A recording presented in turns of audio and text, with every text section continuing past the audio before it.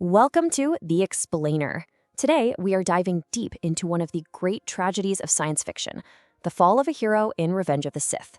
We're going to break down this absolutely pivotal and, let's be honest, heartbreaking story. So how exactly does a hero become one of the most feared villains in history? We're going to trace Anakin Skywalker's tragic journey step by step through these 6 key moments that define his transformation. All right, before we can even get to Anakin, we've got to understand the state of the galaxy. It's basically sitting on a powder keg, and the whole conflict really boils down to 2 opposing forces.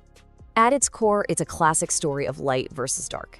You have the Jedi Masters, who are all about peace and letting go of emotion. And on the other side, the Sith Lords, who believe passion, anger, fear is the real key to ultimate power. And as we're about to see, that line between control and passion gets real blurry real fast. So here's the lay of the land. The galaxy is run by a democracy called the Republic, but it's been torn apart by years of war. The Jedi have become generals, leading a huge army of clone soldiers. And who's in charge of it all? The seemingly trustworthy Supreme Chancellor Palpatine, who's been given a ton of emergency power to keep everyone safe. Okay, let's zoom in on our hero, Anakin Skywalker. He's the poster boy of the war, powerful, celebrated, but underneath it all, he's deeply conflicted, and the cracks are starting to show. The story really kicks off with Anakin pulling off this amazing rescue of Chancellor Palpatine. He faces off against the Sith Lord, Count Dooku, and beats him pretty easily.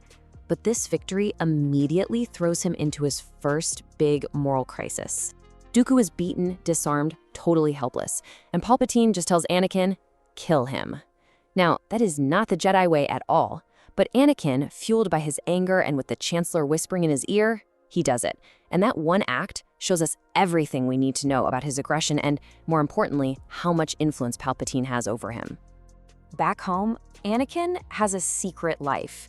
He reunites with his wife, Padme, and finds out he's going to be a father.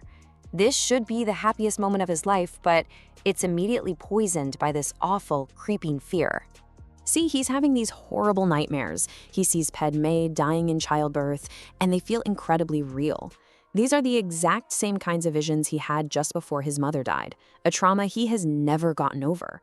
So his desperate need to stop this vision from coming true, well, that becomes his greatest weakness. It's the key to his entire downfall. And this fear, this all-consuming fear, it makes Anakin desperate. He's vulnerable. And a master manipulator like Chancellor Palpatine, he sees this and knows exactly how to use it. So Palpatine gets Anakin a seat on the High Jedi Council, but the Jedi refuse to make him a master. Then they ask him to spy on the Chancellor.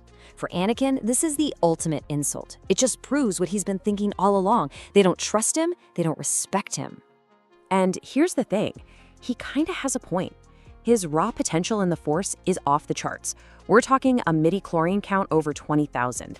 That's higher than anyone, even Master Yoda. So from his point of view, the Jedi aren't just disrespecting him, they're holding him back. Palpatine sees this frustration, this desperation to save Padme, and he dangles the perfect bait. He starts telling him these old, forbidden stories about the dark side, planting the idea that maybe, just maybe, the Jedi's rules are what's limiting him. And this is the hook. Palpatine tells him about a Sith Lord so powerful he could literally cheat death. He's not just offering Anakin vague power, he's offering him the one thing in the universe he wants, a way to save Padme.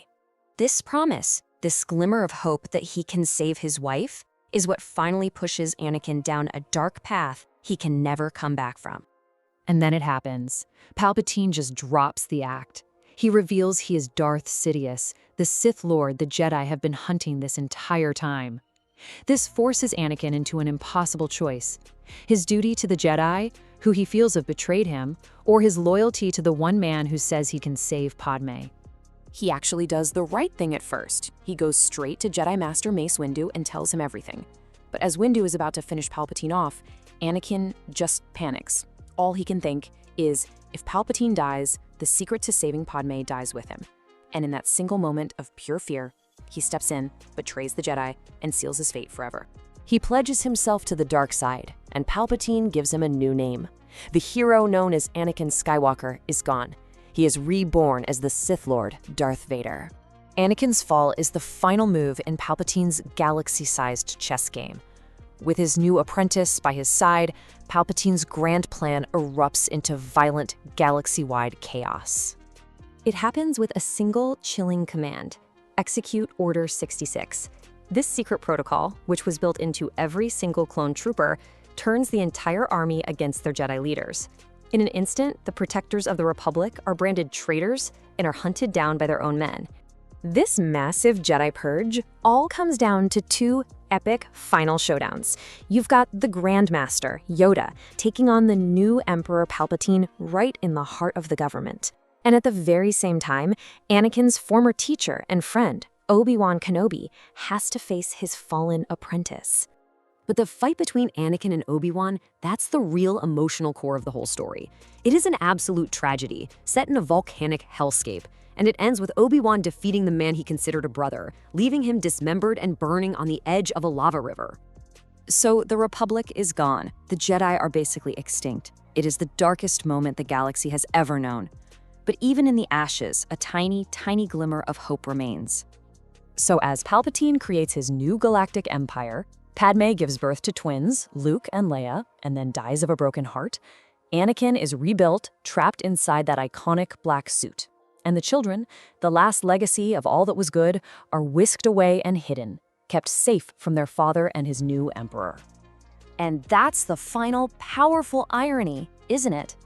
Anakin Skywalker destroyed himself and the entire galaxy to save his family. But in the end, the family he never even knew he had, his children, they become the only hope for saving it. And as darkness falls, you're left with one big question. In a galaxy ruled by evil, is a new hope even possible?